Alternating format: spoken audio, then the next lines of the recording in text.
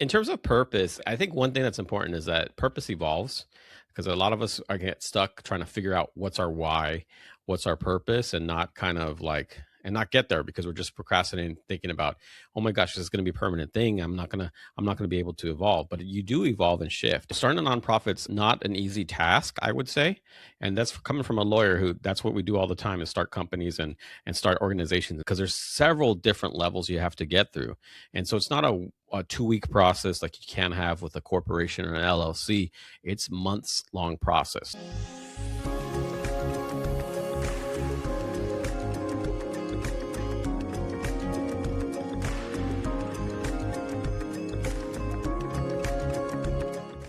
Welcome, Alex. I am so excited to have you here. Thank you for joining me today. Hi, Noelia. It's great. It's great to be here. It's actually great just chatting. I think we haven't connected in a minute, so this is good. Yes, and I'm so excited to have you on for a couple different reasons. On a personal level, you and I have known each other for so long, and you were pivotal in getting my business started. This is my business lawyer, so I trust in everything that he says, and he's been able to really help me and support me in growing my business. So it's really special to be able to have you on. But then also, I feel like you just have such wonderful knowledge to share with the community. I think probably like at least once a year, I come to you with a crazy idea and always say, hey, like I want to start a nonprofit. What do you think? And you're so great about either helping me think through the idea in a more intentional way or really kind of talk me off the ledge sometimes. So I'm really excited to be able to get into that with some great advice. But to start, I think it would be great for us to talk a little bit about purpose. It's a topic that I've been kind of thinking about myself a lot lately. It's been sort of coming up around me. And I think that we don't often give ourselves time to reflect on it enough. And so I would love to just ask you about your purpose and see how purpose kind of developed in your life and sort of what it means to you and what you do with your business. Oh, thank you. And thank you for the nice introduction. In terms of purpose, I think one thing that's important is that purpose evolves because a lot of us are get stuck trying to figure out what's our why, what's our purpose, and not kind of like and not get there because we're just procrastinating, thinking about, oh my gosh, this is going to be a permanent thing. I'm not gonna be able to evolve. But you do evolve and shift. And for me, as a business lawyer, as a lawyer for entrepreneurs, my purpose has been to help people build and protect their dreams. So they do an entrepreneur does something, create something special. My purpose is to help them get that to market through the legal side of things, and help protect it so they can take care of their employees, take care of their team, take care of their collaborators, and all of that. So that's been my purpose. And when I see like an avatar of a person in mind, one person I think of in mind is one is my mother, who was a I always call her a reluctant entrepreneur, who didn't have the resources. I actually was the resource. I was interpreting things back in the day, so she gave me a lot of. She helped me build a lot of my people skills because I've been doing stuff that I actually help clients with. But I always think of that first generation entrepreneur, the one who's trying to get things done, who is new. And of course, those entrepreneurs are do it yourselfers. But I'm like, well, what if my mom had like support from a legal side and from a business strategy side? Where would she have gone? And so I think about that when I'm working with clients, and also kind of seeing what your ideal person is, right? So my ideal client is kind of like, okay, what are the type of people I want to help? And so that's where I'm at. So that's where my purpose is right now. Oh, I love that, and, you said something there that I just think strikes at the heart of all of us that have, immigrant parents is where we were their resource when we were young, being their interpreters, being the ones helping them find the resources, and that element where you share, like, helping businesses really protect what it is that they're building, is so powerful, and I really think of it as that too, like, you really did help me like, build a solid foundation that allowed me to be able to sort of build and scale from there, so it's your purpose really shines through in the work that you do. I Oh, can share firsthand. no, thank you. So thinking about that and helping people get a solid foundation going. Now, what is kind of like the first thing that you say to somebody when they come to you with this idea of wanting to have impact in the world and their first instinct is like, oh, I need to start a nonprofit? What do you tell them? Well, first thing is what we just talked about, right? So we talked about purpose. Is like, why do you want to do this? And not just because I want to help the world. Like, Why? What's driving you? Because when you have your purpose kind of at least a little bit more solidified, you know what to take on, you know what not to take on. And then if they can get that down, that's going to help them go a long way. But in terms of like, yeah, the first thing that a person does, and even like in a private sense too, when someone wants to start a business or they want a cause that they're trying to pursue, like a nonprofit, the first thing they think about is, well, I got to create a 501(c)(3), which is the federal tax designation for a nonprofit. It's like, no, you don't have to do that first. You have to. It's very similar to the private to the people working for profit is you got to kind of test the market, so to speak. But the market's a little bit different. The market is your cause. The market is what you're trying to impact. And so you got to test that. And you could do that different ways. You don't have to have a nonprofit. You don't have to have anything. You could volunteer somewhere and see if there's an opportunity for the niche you're trying to build. That is so good because I think that that often happens. It's like we get these great ideas about how, at least for myself, this is how it develops. I think like I see a problem and I think, okay, this could be a way for me to like fix that. But I've not actually even attempted to address the issue in that way yet. And I think that's been some really great sage advice that you've given me is like, okay, well, how can you start doing this now without actually going through and doing all this, extra work to set something up? Like, how about let's just make that impact now? What can you do now? Really great advice. And there's been a couple different kind of formats that you've explained to me in the past about like how you can do that. I know that starting a nonprofit is the big one, but there's several other ways that people could do it too, right? Right. And so starting a nonprofit. So just to let our audience know, starting a nonprofit's not an easy task, I would say. And that's coming from a lawyer who that's what we do all the time is start companies and start organizations and do that. Because there's several different levels you have to get through. And so it's not a 2 week process like you can have with a corporation or an LLC. It's months long process. So it's a long process. So it takes a while. And I do have a friend that, like, filled out paperwork, in the summertime, I think, and she's still sort of waiting on hearing back. right, like in California, it's kinda like you're waiting to hear back. Well, California probably getting the California nonprofits up and running is fine, but that you still don't have what you call your tax exempt status. So it's kinda like when you tell people, "Donate to me," you can get a charitable, deduction. And so you're waiting for that 501(c)(3). And so when you're waiting for that 501(c)(3), it's gonna take a while. And then after you get that approval, you gotta come back to your local attorney general, so your state attorney general, not the federal one. We could talk about that another time. Um, but you're talking about your local attorney general to say, "Hey, we're registered now. We need you to get recognized in our state." And so it does take a while. And we've talked about this before. One way to kind of test out your idea, so to speak, or get a feel for the cost, get a feel for the movement, is to pursue a fiscal sponsorship. And I'll take a moment here to talk about what a fiscal sponsorship is, right? So, fiscal sponsorships, when you go and you reach out to another nonprofit organization, so someone who's already gone through this whole months long, maybe even a year long process to get their nonprofit up and running, they got a tax identification number, they have a legal structure, they have a board, they have everything set up. And they will sponsor you, of course, for an administrative fee because they're going to be doing all your administration, which means your bookkeeping, you're making payments out on your behalf because you're using their tax identification number. But it's a good way to get started with the project and to see if this is something you want to pursue as an organization.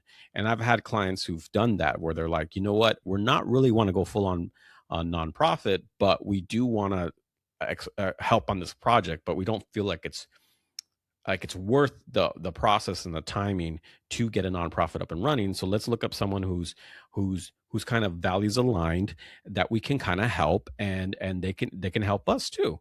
So I mean, I think that's one way to do it. And fiscal sponsorship's relatively straightforward, pretty easy. It's just an agreement between you and the nonprofit. Of course, I mean the pro to that is like we just said, it's very easy. The con to Yeah. that is, of course, is that one day the nonprofit could say, "Hey, we don't want to do this with you anymore," and you're off to find another fiscal sponsor. Yeah, when you first kind of, like, shared this with me, I was like, wow, this is kind of different. But then when I really thought about it, I already sort of knew somebody that started a really great project, and then they were like connect. I had no idea. I just thought they like started up their own nonprofit and were like off and running. But then when I spoke to this friend about it, she actually shared that they were using a fiscal sponsor, and then she even shared a little bit more that. And helped me realize that actually being a fiscal sponsor itself is almost like a an organization or entity in and of itself. Like this particular fiscal sponsor that they worked had lots of projects that they were sponsoring, Right. and it was almost like it felt like a grantee relationship almost, even though they weren't their granteers. But they had several projects underneath it, and it almost felt like a way to have this like support system that was helping you like navigate the waters of like having a new mini project or organization.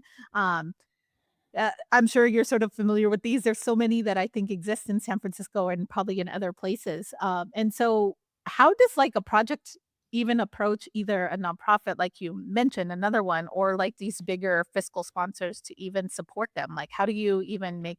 How does that even happen? Yeah, I mean, it's kind of like how we do it, how we get opportunities every day, which is right. We kind of network and interact with folks. I would say it's kind of you're targeting if there is, like I said, mentioned values aligned. So if you're targeting a certain population that you're trying to help or a certain cause you're trying to help, go with somewhere that do that. But you also want to see someone like you mentioned, someone that's experienced, some organization that's experienced with this fiscal sponsorship, because organizations that are not can see it as a burden more than as something that they want to do. And I've served on boards where it's like that, where we've had to um, disassociate with the project just because we did not have the resources to administer their side of things. But like you said, there are organizations too that's their goal. So when we talked that we opened up this conversation with what's a purpose, there sometimes this a nonprofit's purpose is to support smaller projects. And so they will build the infrastructure to do that. But it's more of just kind of like poking around in your ecosystem and seeing who can help serve us, and are we, is there an alignment? Yeah, stuff like that. Yeah. And do you think that there's like a time, like how do you help folks decide like when they should spin off? Like when is it actually time to do your own thing? Like say you go that route, say you start your project, you figure out, okay, great, this is working. I'm actually making impact in the community. We've got this great fiscal sponsor. Uh yeah, when is it time to just break out on your own? And I would say one way to do it easily is like if it is not more than a project. Right, so if it starts to evolve more than a project, you're starting to identify and develop, like, other services you can provide, other support you can provide, then it's more than a project. I see a project as, "Hey, we wanna do a an art walk for the developmentally disabled." Okay, well, art walk's gonna be a one-time event, maybe once a year, then, okay, it makes sense to work with another nonprofit to do that, but if you're gonna start doing art walks throughout the city, on every month, then okay, well maybe you need to do your own, start your own nonprofit because you're already creating a whole system of process and operations to do things, and you're starting to grow. So I think scaling is one we look at it, right? So if you need to scale, and if it's not just a one-off project, then it makes sense to do it. And of course, if you're wise and if you got your purpose aligned, then go for it. You know, there's a couple other structures that you've shared with me in the past or that I've seen you speak on, that I'm always curious about and thought like, wow, those seem like structures that are, so far off, something that like only other people can handle or do. And this is like the idea of a social enterprise or like the B Corps. That all sounds really official and big to me, like a little person trying to just start something small and, make a little bit of change in their community, like this wouldn't be the thing for them. But who knows? Maybe it is something that you grow into. Tell me more about those 2 different structures. Yeah, so social enterprises in general, started out in California. I want to say about, oh my gosh, I'm looking at my date, maybe like in the early 2010s, right? So the early 2010s, it came out of Vermont or the Northeast of the United States. Like kind of like Ben and Jerry's was one of the first social enterprises. It was one of the first B Corps. And this is Ben and Jerry's before it got acquired, by the way. And well, let me say what a B Corp is, right? So a corporation in general, under the law, a corporation is a separate person that's recognized under the law, and and that corporation has certain obligations, certain duties, and one of their duties is to maximize the amount of money that it can get for every shareholder. So anybody who owns stock in the corporation, you're you're if you're a corporation, your duty is to make money for your owners. And when you get something that has like a cause behind it, like a Ben and Jerry's, they've been active in a lot of different causes.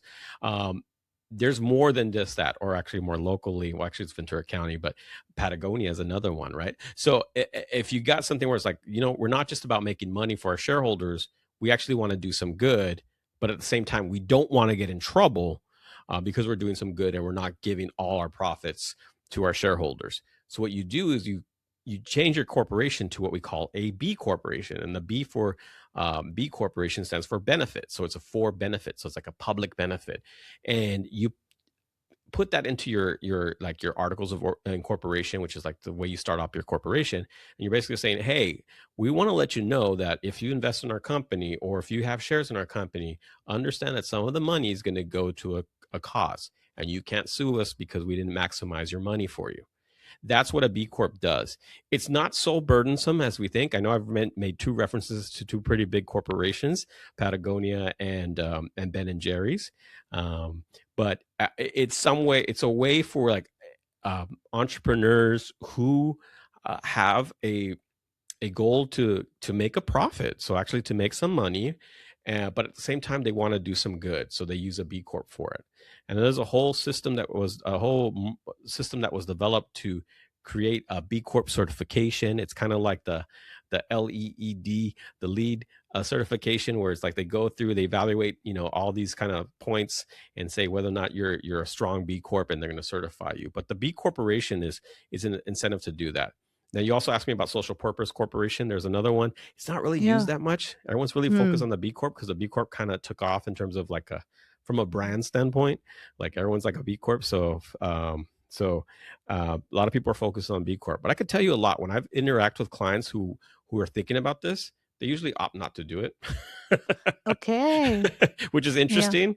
They usually opt Yeah. not to do it, and it's not as hot as it was. It's not as popular as it was to like, oh, I got to get my B certification because it's going to make me look better. It kind of died down. It's not gone, but Mhm. it's not like super like like you need it to be in the market or the industry. Yeah. Like, I feel like I don't see it as much. Every once in a while, I'll see an organization that kind of really talks about, or a company that talks about that element of their business, and I never really sort of understood it, but I did know that these businesses did have, like, an internal mission to do some sort of good, but I didn't kind of understand how it played in, or if it meant that they were committing a certain amount of dollars to an organization or to a cause, um, but at the same time, you're right, like, there's a lot of companies out there that still are perceived as doing good for the world, but they don't necessarily talk about having a B Corp, and so would you just classify that as, like, a business that has a heart, or what is that? A business that wants to make impact besides making money, I would Yeah. say. And you could do Yeah. it, and I think the way you get around it, I think the concern is I love Patagonia, so like their structure, it's just amazing. Um, the like the way you can do it, you could do it differently without being a B Corp. But of course, a system like Patagonia or Ben and Jerry's back in the day was they're basically protecting themselves so they won't get sued by their shareholders. But companies that come in, they could have that's part of their for from a corporate standpoint, it's their marketing, right? It's Mm. horrible to say that because then you're thinking, well, are you really doing it for the right reasons? But the way you got to classify it would be like it's part of our promotion. We're a good brand, like Tom's, or because I don't think Tom's was, and Tom's is not another one that's used to be really Yeah. really popular. It's not as popular anymore. I don't Yeah. know if Tom's is a B Corp. I mean, I know we did. You were part of this. We actually. side note to our audience, we did a couple presentations on social impact enterprises and stuff, and Tom's was one of the ones we talked about. It was so big at the time, right? Yeah, Like, it was so clear yeah. what their sort of, the good that they were doing, like, they did it really good, as you said, like, within their marketing, you could understand it very clearly. Yeah, and so their thing was, I wanna lean that, and people can look this up later and we can chat about it, on social media or something. I wanna say they were just like a regular corporation, they weren't B Corp, and it was kinda like that give one, get one. So Tom's, Warby Parker, Yes. Mhm. anyone that said, "Hey, you buy a pair of shoes, we give another pair to that." Bombas is another one, or Bombas, I don't know how they pronounce it, the sock Yeah. company. Mhm. That it was like a give one, get one, as opposed to, in LA, there's a lot of these, Every Table does a give one, get one as well.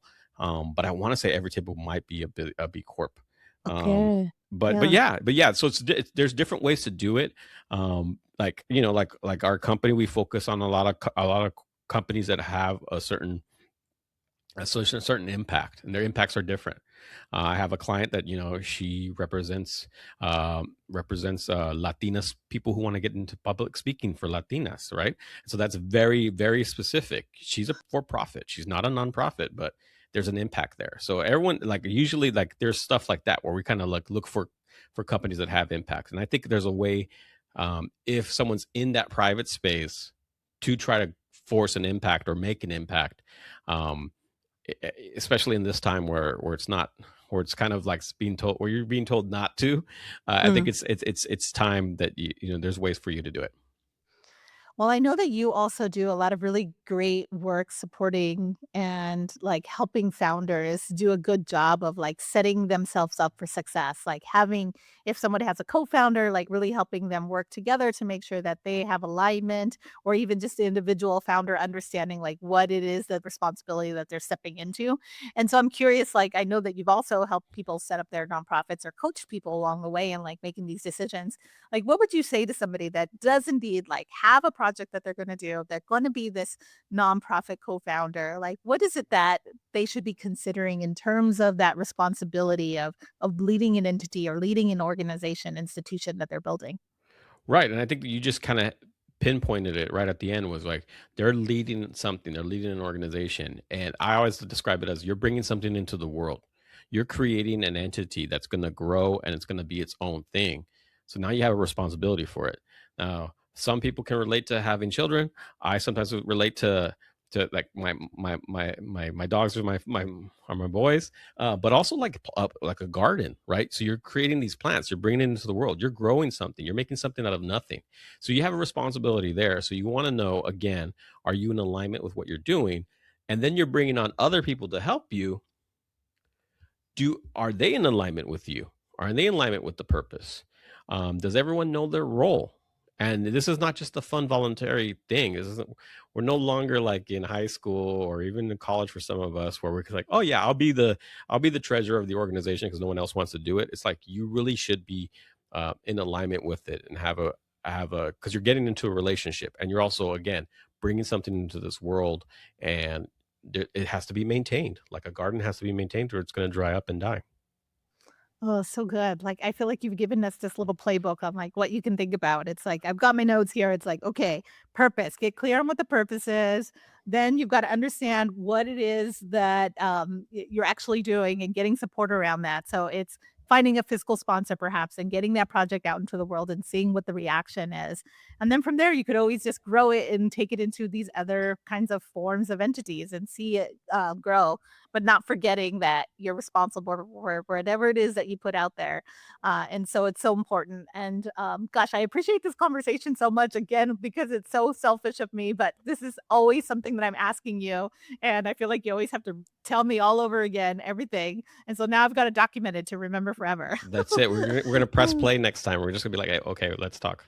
I'm gonna have the Yes, clips. The yes. clips you give me, I'm gonna send them back to you. Yeah, exactly. So is there, any kind of final thoughts that you think that people should be reflecting on when they're beginning to think about, "Okay, this is the impact I wanna make in the world. I know I wanna do something." What is the first thing that should just be reflecting on? Is there anything else that they should be thinking about before they dive in? I want to go back to like, don't get overwhelmed with it. Like, don't go get overwhelmed with the processes. That's going to come through. They're going to have hopefully people like you to help them with the processes and the structure. It's more of like, get out there, test it out, see if it's something you want to pursue and grow. And that's what I encourage people to do. So if you have a cause you want to support, or a cause you want to bring more attention to, just get out there and start doing it. And then you're going to backfill it with all the processes, the structure, the stuff at the federal government. All that stuff will be taken care of. But get out there and start it. That's That's my what we last have piece. Alex for, right? To help us with all the paperwork behind the scenes.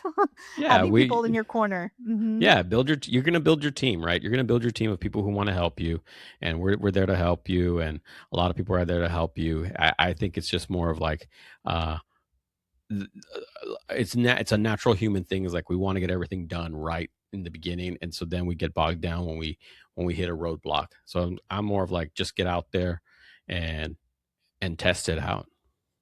Oh, so good. Like that really resonates with me too. Like I feel like that's how we learn or understand ourselves better is through motion and through that action of doing something and seeing what comes of it and then being able to build that skill of pivoting and being able to navigate like the different things that come at you.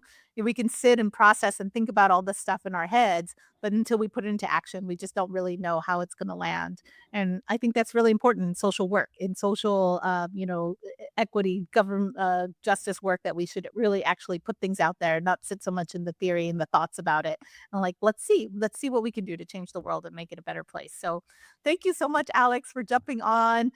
So valuable. We only like scratched the surface on all of this great information that you're always supporting and helping founders with. So definitely tell people where they can find you and connect with you if they want to learn more. Sure. I would. You could check me on the social media. Alex Bruno ESQ is that's my handle for most things, even LinkedIn and stuff like that. And of course, you can check out our company, Go Bizmode. That's Bizmode. Awesome. Thank you so much, Alex. We'll Oh, talk to you soon. you're welcome. Talk soon. Thanks for spending time with me today. If you want to keep the conversation going, you can find me on LinkedIn. And if you haven't already, make sure to like and subscribe to our YouTube channel. You can also find the podcast on Apple Podcast, Spotify, or your favorite podcast app and subscribe there. If you enjoyed this episode, leave us a comment with your thoughts. Share it with a colleague who might be in a similar spot. And please consider leaving us a rating and review. That helps other nonprofit leaders find the show. Thanks again. See you next time.